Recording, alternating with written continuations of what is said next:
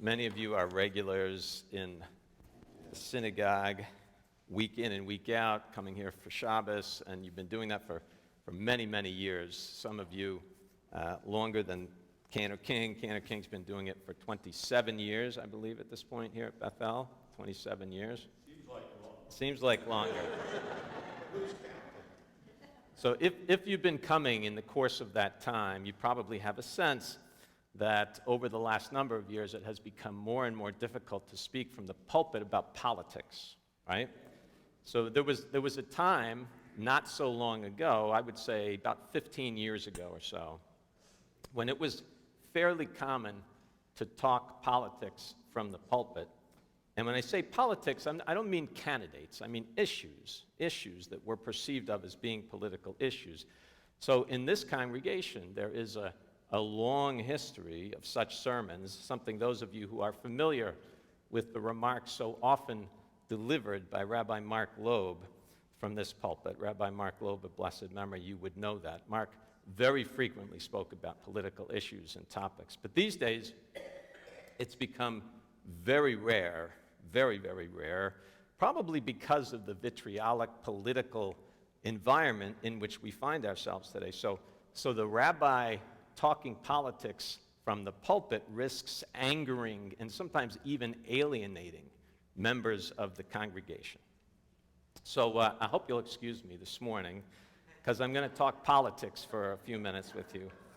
Now, certainly the political landscape for Jewish Americans today is fraught in a way that I would say it's never been before, at least in my experience in my lifetime. And this largely has to do with Israel, what's going on there, and in the Gaza Strip. Israel has become a highly, highly politicized issue today. I'm going to come back to that in a moment. But also, anti-Semitism itself has somehow become a political issue as well. And so when you have heads of universities testifying in front of Congress, when Congress begins investigating unions because of supposed anti-Israel, anti-Semitic sentiment, that's happening right now. I don't know if you've been following that story. I mean, Congress is a political body, right? So anti-Semitism through these structures has become politicized as well, and Israel for sure has been for a while. So let's think about Israel and the American political scene. Now, if you follow politics and you keep up with news about Israel, you probably are aware of a speech that Chuck Schumer gave. Was just a couple of days ago. Of course, Chuck Schumer is the majority leader of the Senate, and Mr. Schumer has openly, for many years, embraced his Jewish identity. He's been a very strong supporter of the state of Israel, going back in his political career for many, many years. His support of Israel has been good for his career.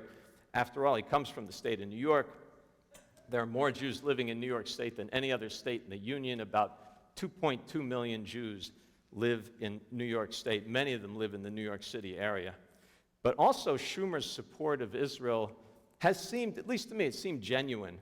Over the years, seems to be something that he truly feels in his own kishkas. And in fact, the speech that he gave this week, he said the following. This is an exact quote.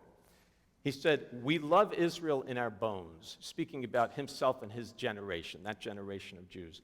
"We love Israel in our bones. What Israel has meant to my generation, within living memory of the Holocaust, is impossible to measure. The flowering of the Jewish people in the desert from the ashes of the Holocaust and the fulfillment of the dream of a Jewish homeland after nearly 2,000 years of praying and waiting represents one of the most heartfelt causes of my life." This is a direct quote from the speech that he gave. Now, in that same speech, he goes on to say many, if not all of the things a full supporter of Israel would be expected to say. He says that there should not be a permanent ceasefire. He says that Israel has every right to continue its war against Hamas. He says that the hostages should absolutely and unequivocally be released immediately. He says that what Hamas did on October 7th was brutal and evil beyond anyone's imagination. He says that Israel lives in a neighborhood surrounded by vicious enemies. He says that Hamas uses hospitals and refugee centers as missile launching points and command centers and civilians as human shields. And he lays the primary responsibility for the war that began on October 7th at the feet of Hamas. He says all of that in the speech. So a lot of the speech is a virtual checklist of AIPAC talking points, okay? He does spend part of the speech talking about the suffering of the Palestinian civilian population in Gaza. He gets into that, and he goes on to say that this, meaning the suffering of the Palestinian civilian population, that this is something that many American Jews are concerned about. He says that. He's right about that, by the way. I know that because I get phone calls from people, some of you here in the room today, who are concerned about precisely that issue.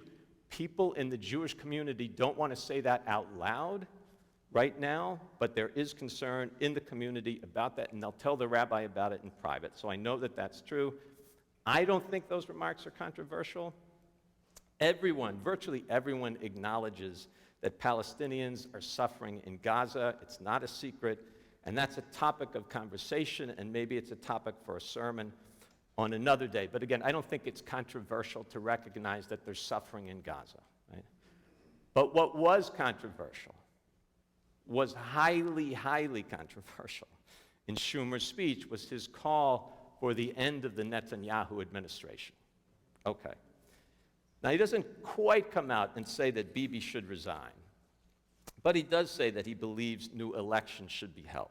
He came right out and he said that, and he very, very clearly says in his remarks that the Netanyahu administration and Bibi as a political figure himself are obstacles to peace and part of the problem and not part of the solution. He says that directly. Now, maybe it's important to note here that many Israelis actually agree with that. Many Israelis agree with that. I can tell you that anecdotally. Rabbi Sorokin and I were in Israel 7 weeks ago, and every Israeli we spoke to in the course of that trip, some of whom had voted for Netanyahu in the elections, but to a person, they all said they didn't think he should be prime minister anymore. That's what Israelis were saying. And polls taken in Israel, indicate that Netanyahu is at a low in terms of his popularity. His numbers are hovering around 10% in terms of people who support him right now. So that's that, okay? Now, oddly, and maybe this seems like a strange thing to say, that's both beside the point and precisely the point, okay? What do I mean by that? If Bibi is unpopular in Israel, and he is, as I just said, it doesn't give us in America the right to say he should not be in power, and it doesn't give us in America the right to say that new elections should be held. Israel's a democracy, and the current government sitting in Israel was elected by Israelis. Whether we like Bibi or don't like Bibi, that's a simple fact. It doesn't really matter whether we like it or not. What matters is what Israelis think about their government. And if they feel there should be new elections, then there'll be new elections. And in the course of those new elections, if they feel there should be a different prime minister of Israel, they'll elect a different prime minister of Israel. Now, I appreciate Chuck Schumer's staunch support of Israel over the years. You know, like him or you don't like him, he's been a staunch supporter of Israel over the years. I appreciate the speech he gave a couple of days ago, by the way. You should read it. If you haven't read it, if all you know about it is what he said about Netanyahu, you should read the whole speech. It's very thoughtful, it's balanced, it's a nuanced understanding of the current crisis, and a very strong defense of the state of Israel, by the way. But in my opinion, he overstepped his bounds when he called for new elections. My opinion. You know, in the Jewish community, Bruce will know this, there's a kind of old joke. Anything that happens, doesn't matter what it is, doesn't matter what, the only question about it is it good for the Jews or not good for the Jews? You know, someone says, spring is coming, and then the other person says, that's so nice. Is it good for the Jews or not good for the Jews? You know, that's, right? I know some people that you probably do too. So you realize, do you realize this? Chuck Schumer and Bibi Netanyahu are the two most powerful Jews in the whole world. In the whole world. The two most powerful Jews are Chuck Schumer and Bibi Netanyahu. The top two. And I don't know that much, but I do know this. At a time with what's going on around the world with anti-Semitism and the struggle that Israel engaged in with world opinion consistently turning against Israel today, to have the two most powerful Jews in the world fighting with one another, that cannot be good for the Jews. We finished reading the book of Exodus this morning. Ben, beautifully reading, as always. So moving to me when we stand together and say, Chazak, Chazak, V'nit Chazek. Every time, gets me every time. And the Torah tells us the heart of the project of the completion of the tabernacle, that project that the last third of the book of Exodus is concerned with. There was a man who headed that project. What was his name? B'Tzalel. And the Torah tells us B'Tzalel was blessed with this deep, divine spirit of wisdom, chachma, and understanding, tevunah, wisdom and understanding.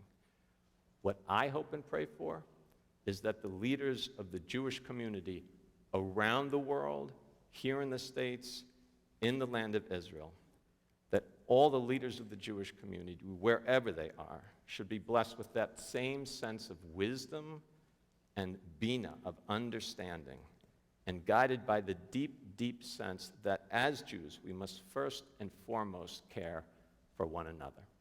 Shabbat Shalom.